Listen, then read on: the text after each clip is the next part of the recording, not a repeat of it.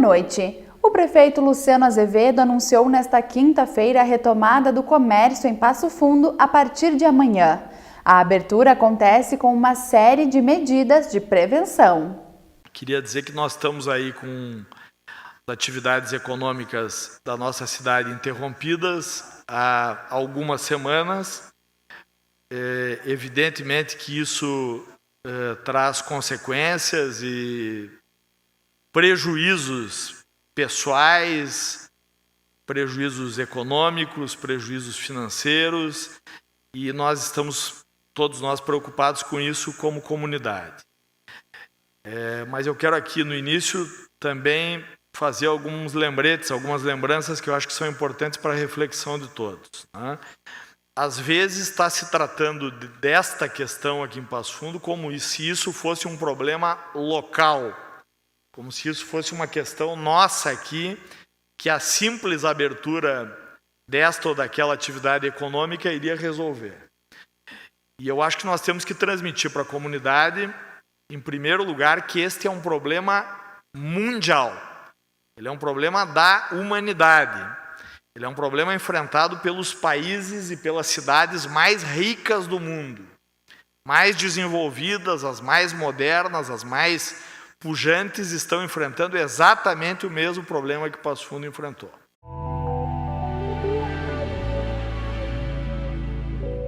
Nós vamos autorizar a retomada das atividades do comércio a partir de amanhã,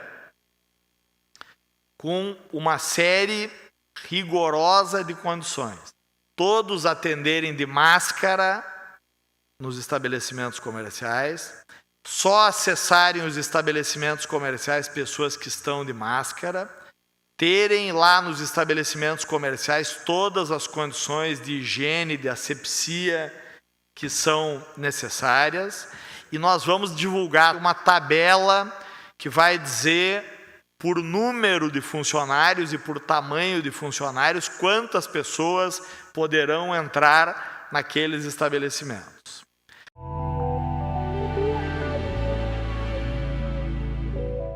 Todas as entidades empresariais que participaram dessa discussão aqui na cidade, e eu destaco nesse momento o Sindilojas, a CDL, a CISA e as outras entidades que subscreveram os documentos, estas entidades nos ajudarão na fiscalização. Então, vai ter que ter máscara, vai ter que ter limitação de espaço, vai ter que ter limitação de número de trabalhadores, vai ter que ter limitação do número de pessoas ingressando em cada uma dessas lojas, para que as coisas possam minimamente funcionar.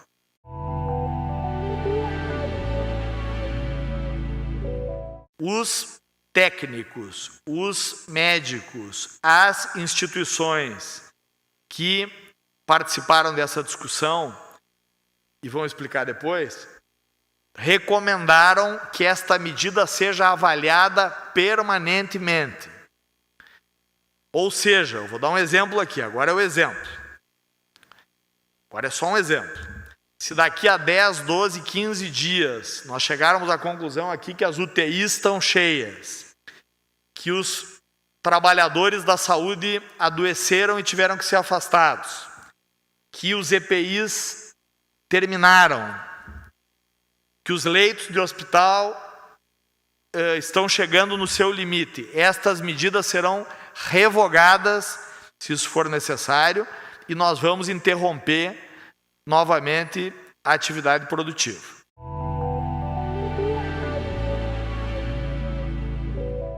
Nós vamos nos reunir com o setor de bares e restaurantes a partir de agora para ouvir deles o que eles podem fazer dentro das regras e dos decretos que estão aí colocados.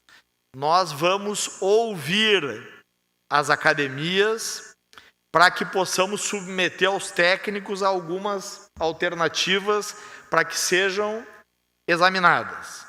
Igrejas, outra pergunta. Nós vamos adaptar a nossa regra aqui ao decreto do governador do estado.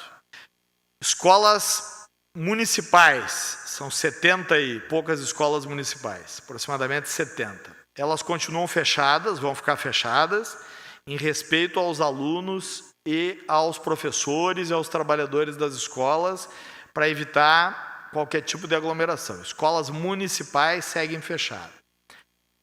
Outras escolas, Notre Dame, Conceição, Bom Conselho, Menino Deus, São Patrick e todas as outras escolas privadas. Estas escolas, quem define não somos nós, é o decreto estadual. Nós temos recebido muito pedido para que a prefeitura flexibilize escolas privadas. E nós queremos repetir aqui, escolas privadas estão no decreto estadual. Se dependesse de mim, eu não liberaria.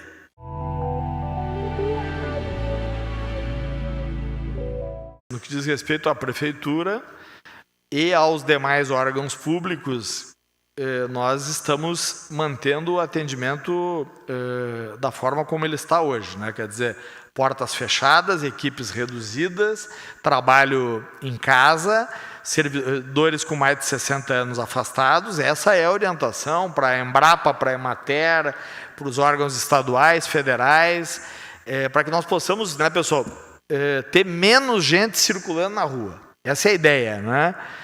Não se trata de definir se esse ou aquele órgão é mais útil ou mais importante, não é nada disso. O princípio é ter menos gente circulando na rua. Então, a prefeitura, para que fique claro até para a comunidade, ela está trabalhando, as coisas continuam acontecendo, os processos andando, todo o trabalho está sendo realizado, mas ele está sendo realizado remotamente. O trabalho continua através do serviço remoto, as sessões continuam sendo online, já tem sessão marcada para deliberar sobre projetos. As comissões permanentes continuam trabalhando de forma remota para analisar os pedidos, projetos e as indicações que chegam até essas comissões. E agora também com o fórum que discute essa questão do coronavírus, tem se reunido remotamente, atendido, mas nós vamos tomar todos os cuidados necessários, pertinentes, indispensáveis e orientados pelo COI.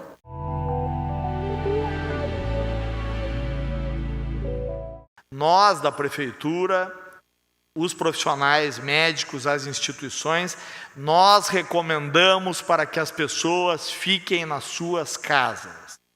Nós recomendamos e pedimos para todos aqueles que não precisam sair de casa, que mantenham-se em casa, que evitem o contato, que não produzam aglomerações, que não relaxem nas medidas de distanciamento e principalmente nas medidas de higiene pessoal, porque só essas medidas poderão evitar que nós tenhamos mais problemas aqui na nossa cidade.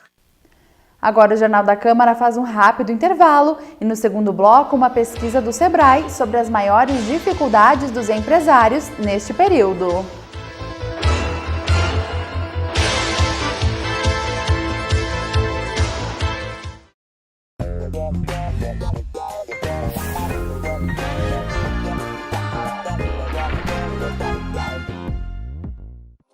O recadastramento biométrico começou há mais de 10 anos. Hoje, a Justiça Eleitoral já tem a biometria de mais de 70% dos 146 milhões de eleitores brasileiros. A ideia é identificar todo o eleitorado do país por meio das impressões digitais até as eleições de 2022.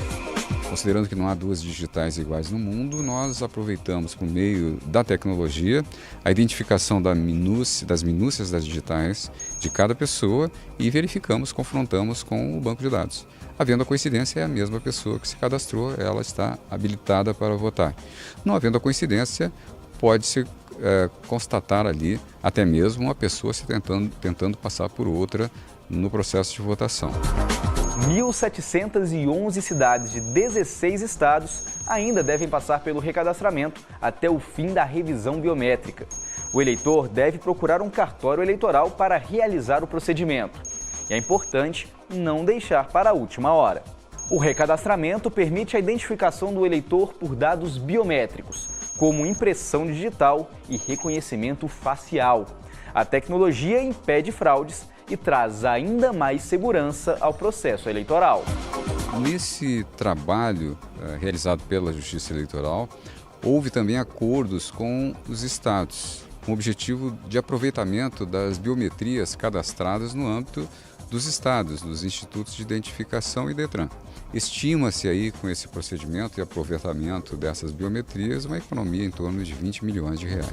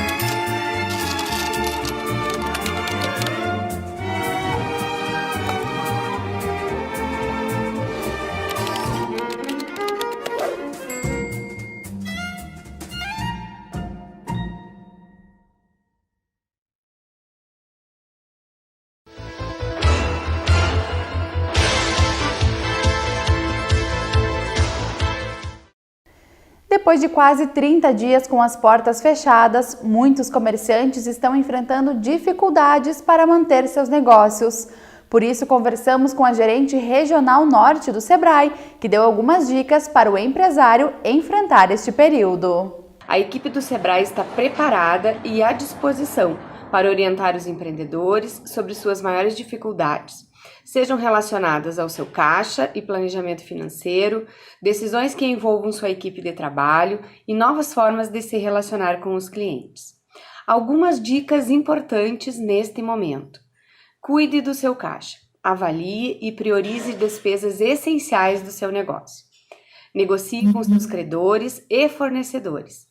Mantenha contato com seus clientes, seja através das redes sociais, o WhatsApp ou mesmo telefone.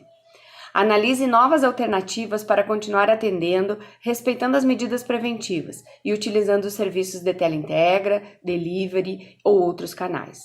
Converse e negocie com seus funcionários, conceda férias, analise a possibilidade de redução de jornada e de salários e a utilização do banco de horas.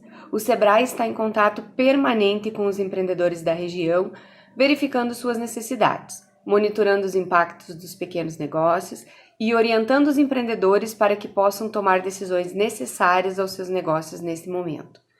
Contem com o Sebrae. Além dos nossos canais remotos de atendimento, estamos à disposição com a nossa programação no nosso site www.sebrae-rs.com.br/coronavírus. A Fundação Beneficente Lucas Araújo está precisando de doações. Além de crianças e adolescentes, a entidade é responsável pelo atendimento de 60 idosos em situação de vulnerabilidade social. A Fundação Beneficente Lucas Araújo mantém um abrigo de idosos, São José e São João 23. Ali são atendidos em torno de 60 idosos, todos eles com vulnerabilidade social, sem condições de cobrir os custos do atendimento.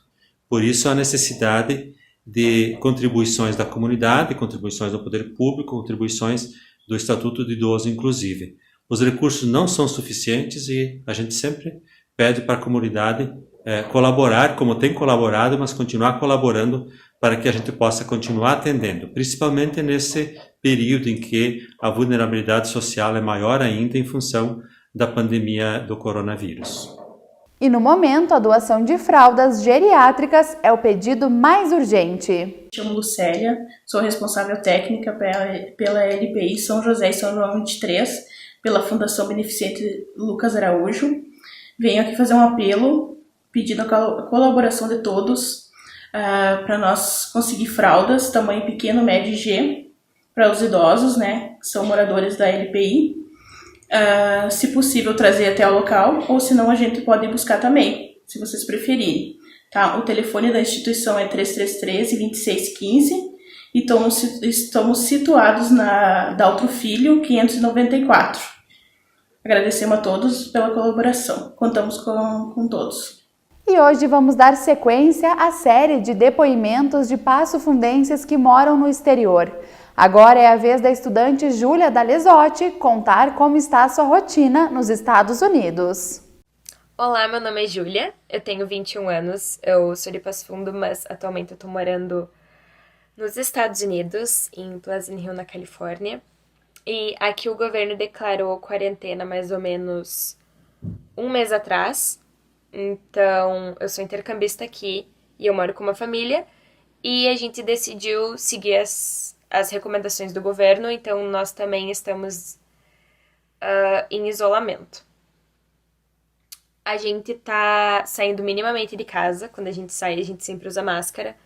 Mas, por exemplo, se a gente precisa de alguma coisa do mercado, a gente sempre pede por aplicativo. E só entra em casa as coisas que estão limpas. Então, a gente sempre limpa, desinfeta tudo fora de casa, para depois trazer para dentro. E aqui na minha área, tem 600 casos do corona. Então, se você precisar por algum motivo ir no hospital, você ainda vai encontrar quartos disponíveis. E aqui o governo não colocou regras na população. Então, por exemplo, era para estar funcionando apenas estabelecimentos essenciais. Mas nas primeiras 2 semanas, sim, eram só as coisas essenciais, mas agora não. E a população pode sair de casa com máscara ou não, pode ir no mercado ou não, então tá bem como as pessoas querem encarar esse vírus. Mas o governo não proibiu o povo de fazer nada. E o Jornal da Câmara desta quinta-feira termina aqui. Obrigada pela sua companhia, uma boa noite e até amanhã.